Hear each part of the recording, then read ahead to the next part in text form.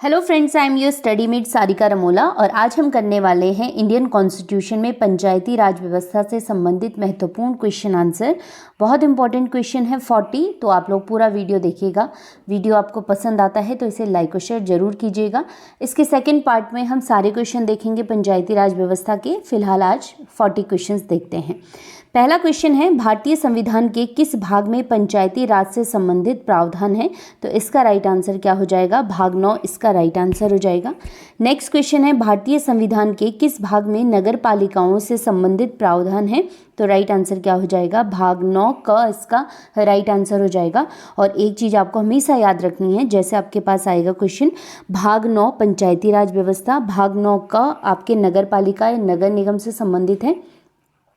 वैसे ही अगर आप देखेंगे अनुसूची 11 में पंचायती राज व्यवस्था है, अनुसूची 12 में नगर पालिका और नगर निगम का प्रावधान है। वैसे ही अगर आप देखेंगे तो 73वां जो संवैधानिक संशोधन है वो पंचायती राज व्यवस्था से है और 74वां संवैधानिक संशोधन नगर पालिकाओं से संबंधित है। तो इंडियन कॉन्स्टिट्यूशन में पहले जो दिया गया स्थान पंचायती राज व्यवस्था को और उसके बाद नगर पालिका को। तो ये चीज़ आप ध्यान रखेंगे, क्वेश्चन इन तीनों जो मैंने आपको बताए हैं वहाँ से पूछे जाते हैं। ठीक है, चलिए तीसरा क्वेश्चन है, संविधान के किस भाग में ग्राम पंचायतों की स्थापना की बात की गई है? तो राइट आंसर क्या हो जाएगा? भाग 4 में बात की गई है, जहां पर नीति निर्देशक तत्वों में बताया गया है ग्राम पंचायतों के स्थापना के बारे में।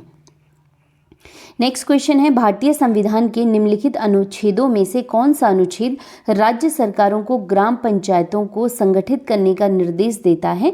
तो राइट आंसर क्या हो जाएगा? अनुच्छेद 40 इसका राइट आंसर हो जाएगा, जिसे गांधीवादी अनुच्छेद भी कहा जाता है। नेक्स्ट क्वेश्चन है, संविधान की 11वीं अनुसूची में निम्नलिखित में से क्या सम्मिलित है? तो इसका राइट आंसर क्या हो जाएगा? पंचायतों का कार्यक्रम इसका राइट आंसर हो जाएगा। नेक्स्ट क्वेश्चन है, पंचायती राज प्रणाली किस पर आधारित है? तो राइट आंसर क्या हो जाएगा? सत्ता के विकेंद्रीकरण पर आधारित है पंचायती राज व्यवस्था। नेक्स्ट है, पंचायती राज प्रदान करता है? तो राइट आंसर हो जाएगा स्थानीय स्तर पर लोकतांत्रिक प्रशासन। तो पंचायती राज व्यवस्था का जो मेन उद्देश्य है वो क्या है? सत्ता के विकेंद्रीकरण और जो स्थानीय निकाय हैं इनके माध्यम से लोकतंत्र को गांव-गांव तक पहुंचाना है। ठीक है, चलिए नेक्स्ट क्वेश्चन है, पंचायती राज का प्रधान लक्ष्य है? तो राइट आंसर क्या हो जाएगा? ग्रामवासियों में शक्ति का विकेंद्रीकरण इसका राइट आंसर हो जाएगा। नेक्स्ट क्वेश्चन है, पंचायती राज का मुख्य उद्देश्य है? तो जनता को विकासमूलक प्रशासन में भागीदारी योग्य बनाना पंचायती राज व्यवस्था का मेन उद्देश्य है। नेक्स्ट क्वेश्चन है, 73वें संशोधन का संबंध किससे है? तो राइट आंसर हो जाएगा पंचायती राज अधिनियम से संबंधित है। नेक्स्ट क्वेश्चन है, 73वां संविधान संशोधन संबंधित है। ठीक है, तो सेम क्वेश्चन है, तो राइट आंसर क्या हो जाएगा? इसका भी पंचायती राज प्रणाली हो जाएगा। नेक्स्ट क्वेश्चन है, भारत में निम्नलिखित में किसके अंतर्गत पंचायती राज प्रणाली की व्यवस्था की गई है? तो भाग 4 में नीति निर्देशक तत्वों के अंतर्गत। ठीक है, नेक्स्ट क्वेश्चन है, किस संवैधानिक संशोधन द्वारा पंचायती राज संस्थाओं को संवैधानिक दर्जा प्रदान किया गया? तो राइट आंसर क्या हो जाएगा? 73वें संवैधानिक संशोधन द्वारा। नेक्स्ट क्वेश्चन है, 73वें संविधान संशोधन द्वारा संविधान में कौन सी अनुसूची जोड़ी गई? तो राइट आंसर क्या हो जाएगा? 11वीं अनुसूची जोड़ी गई। नेक्स्ट 15वां क्वेश्चन देख लेते हैं, 73वें संविधान संशोधन द्वारा 11वीं अनुसूची में पंचायती राज संस्थाओं को कितने कार्य सौंपे गए हैं? तो राइट आंसर क्या हो जाएगा? टोटल 29 कार्य सौंपे गए हैं पंचायती राज को। नेक्स्ट क्वेश्चन है, 73वें संविधान संशोधन के अनुसार पंचायती राज संस्थाओं में अध्यक्ष के कम से कम कितने पद महिलाओं के लिए आरक्षित किए गए हैं? ठीक है, इसमें पंचायती राज व्यवस्थाओं में महिलाओं के लिए कितने पद आरक्षित किए गए हैं? तो राइट आंसर हो जाएगा 1/3। ठीक है, पूरे भारत की बात हो रही है, किसी राज्य की बात नहीं हो रही है यहाँ पे। नेक्स्ट क्वेश्चन है, 73वें संविधान संशोधन के प्रावधानों को समाज के किस वर्ग को सत्ता हस्तांतरण की दृष्टि से ऐतिहासिक कदम माना जाता है? तो राइट आंसर क्या हो जाएगा? महिला वर्ग के लिए। नेक्स्ट क्वेश्चन है, 73वें संविधान संशोधन की विशेषता नहीं है पूछा गया है। इसमें ग्राम सभा है, प्रत्यक्ष निर्वाचन है, पंचायती संस्थाओं को संवैधानिक दर्जा दिया गया है, लेकिन इसमें महिलाओं के लिए 2/3 आरक्षण की बात नहीं की गई है, क्योंकि हमने पहले भी क्वेश्चन में देखा है 1/3 आरक्षण की बात की गई है इसमें। ठीक है, चलिए नेक्स्ट क्वेश्चन देख लेते हैं। 73वें संविधान संशोधन द्वारा पंचायती राज संस्थाओं के लिए किस तरह के चुनाव का प्रावधान किया गया है? तो इसका राइट आंसर हो जाएगा प्रत्यक्ष एवं गुप्त मतदान की व्यवस्था की गई है। नेक्स्ट क्वेश्चन है, भारत के किसके चुनाव में आरक्षित स्थानों की चक्रानुक्रम से भरे जाने का प्रावधान किया गया है? किन चुनाव में? तो पंचायती राज संस्थाओं के चुनाव में ऐसा किया जाता है। ठीक है, नेक्स्ट क्वेश्चन है, 73वीं संविधान संशोधन के अंतर्गत यदि पंचायती राज संस्थाओं को भंग कर दिया जाए तो भंग करने की तिथि से कितने माह की अवधि समाप्त होने से पूर्व निकाय का गठन कर लिया जाना चाहिए? तो राइट आंसर हो जाएगा 6 माह के अंतर्गत। ठीक है, ये क्वेश्चन बहुत बार पूछा गया है। नेक्स्ट क्वेश्चन है, पंचायती राज संस्थाओं के निर्वाचन के लिए उत्तरदायी है, यानी कौन इनको करवाता है? तो राज्य निर्वाचन आयोग इसका राइट आंसर हो जाएगा। नेक्स्ट क्वेश्चन है, 73वें संविधान संशोधन के अनुसार पंचायती राज संस्था का कार्यकाल कितने वर्ष रखा गया है? तो इसका राइट आंसर हो जाएगा 5 वर्ष का।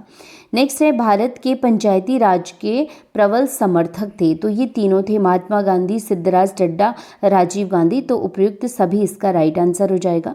नेक्स्ट क्वेश्चन है, पंचायती राज संस्थाओं में महिलाओं तथा दुर्बल वर्गों के अधिक प्रतिनिधित्व के समर्थक थे, तो राजीव गांधी इसका राइट आंसर हो जाएगा। नेक्स्ट क्वेश्चन है, पंचायतों में महिलाओं के लिए स्थान आरक्षित करने की दृष्टि से संविधान में संशोधन करने का सर्वप्रथम बीड़ा किसने उठाया था? तो राइट आंसर क्या हो जाएगा? राजीव गांधी इसका राइट आंसर हो जाएगा। नेक्स्ट क्वेश्चन है, 73वें संविधान संशोधन अधिनियम किस तिथि से लागू हुआ था? तो राइट आंसर क्या हो जाएगा? 24 अप्रैल 1994। इसीलिए 24 अप्रैल को आप देखेंगे तो पंचायती राज दिवस भी मनाया जाता है। ऐसे ही क्वेश्चन, 73वां संविधान संशोधन आपको पता है 24 अप्रैल 1994 को लागू हुआ। ये तो क्वेश्चन हुआ, लेकिन कई बार क्या होता है कि हमें पता नहीं रहता है, जैसे न्यू स्टूडेंट हैं, कि 73वें संवैधानिक संशोधन में था क्या प्रावधान, तो वो कंफ्यूज करेंगे कि ये कब लागू हुआ। तो नेक्स्ट क्वेश्चन वहीं पे है, भारत में पंचायती राज अधिनियम कब लागू हुआ? डेट तो सेम ही होगी, लेकिन क्वेश्चन को इस तरीके से भी पूछा जाता है। नेक्स्ट क्वेश्चन है, पंचायत के चुनाव कराने हेतु निर्णय किसके द्वारा किया जाता है? तो राज्य सरकार इसका राइट आंसर हो जाएगा। ठीक है, चलिए नेक्स्ट क्वेश्चन है, भारत में पंचायती राज का प्रारंभ किया गया। अच्छा, 5-6 क्वेश्चन जो बनने वाले हैं, 2 लाइन हैं, उनमें से बनेंगे क्या कि भारत में जो पंचायती राज व्यवस्था का प्रारंभ किया गया था 2 अक्टूबर 1959 को राजस्थान के नागौर जिले से किया गया था, और इसका उद्घाटन किया था जवाहरलाल नेहरू ने। ठीक है, अब देखिए ये सारे 5-6 क्वेश्चन इसी से बने हुए हैं, इन 2 लाइनों से जो मैंने आपको बताई हैं। भारत में पंचायती राज का प्रारंभ हुआ था 1959 में। पंचायती राज प्रथम प्रवर्तित किया गया, यानी कहाँ स्टार्ट किया गया? तो राइट आंसर क्या हो जाएगा? राजस्थान। भारत में सबसे पहले राजस्थान में पंचायती राज की स्थापना किस वर्ष हुई? तो राइट आंसर क्या हो जाएगा? 1959 में। ठीक है, क्वेश्चन उसी को पूछा गया है बार बार अलग अलग तरीके से। नेक्स्ट है, देश में त्रिस्तरीय पंचायती राज व्यवस्था को किन राज्यों में सर्वप्रथम अपनाया गया? तो सबसे पहले अपनाया गया था राजस्थान में, उसके बाद आंध्र प्रदेश में। ठीक है, तो राइट आंसर डी हो जाएगा। नेक्स्ट क्वेश्चन है, भारत में पंचायती राज व्यवस्था सर्वप्रथम राजस्थान और आंध्र प्रदेश में आरंभ की गई थी। ठीक है, नेक्स्ट क्वेश्चन देख लेते हैं, प्रथम पंचायती राज व्यवस्था का उद्घाटन पंडित जवाहरलाल नेहरू द्वारा 2 अक्टूबर 1959 को कहाँ की गई? तो राजस्थान के नागौर जिले में। नेक्स्ट क्वेश्चन है, देश के ग्रामीण क्षेत्र के सामाजिक एवं सांस्कृतिक उत्थान के लिए सामुदायिक विकास कार्यक्रम कब प्रारंभ किया गया? तो राइट आंसर क्या हो जाएगा? 2 अक्टूबर 1952 इसका राइट आंसर हो जाएगा। नेक्स्ट क्वेश्चन है, सामुदायिक विकास कार्यक्रम का मुख्य उद्देश्य था? तो राइट आंसर हो जाएगा विकास में जनता का सहयोग सुनिश्चित करना इसका मेन उद्देश्य था। नेक्स्ट क्वेश्चन है, भारत सरकार द्वारा सामुदायिक विकास योजना की शुरुआत की गई थी? तो राइट आंसर हो जाएगा 1952, और बहुत बारीक क्वेश्चन आता है, हालांकि ये सफल नहीं हो पाया था भारत में। सामुदायिक विकास कार्यक्रम जो अपनाया गया था भारत में अमेरिका की तर्ज पे अपनाया गया था, लेकिन यहाँ पे जो परिस्थितियाँ थी वो विपरीत थी अमेरिका के, इसलिए सक्सेस भी नहीं हो पाया था। ठीक है, तो इसमें रीज़न भी पूछा जाता है, साथ ही किस देश से अपनाया गया था वो भी लिया जाता है। ठीक है, नेक्स्ट क्वेश्चन है, सामुदायिक विकास कार्यक्रम की असफलता का कारण है? कारण तो बहुत सारे थे, लेकिन जो मेन कारण था वो क्या था? अशिक्षा, इसका राइट आंसर हो जाएगा। नेक्स्ट है, पंचायती राज की दृष्टि से महत्वपूर्ण प्रतिवेदन है, तो बलवंत राय मेहता समिति इसका राइट आंसर हो जाएगा।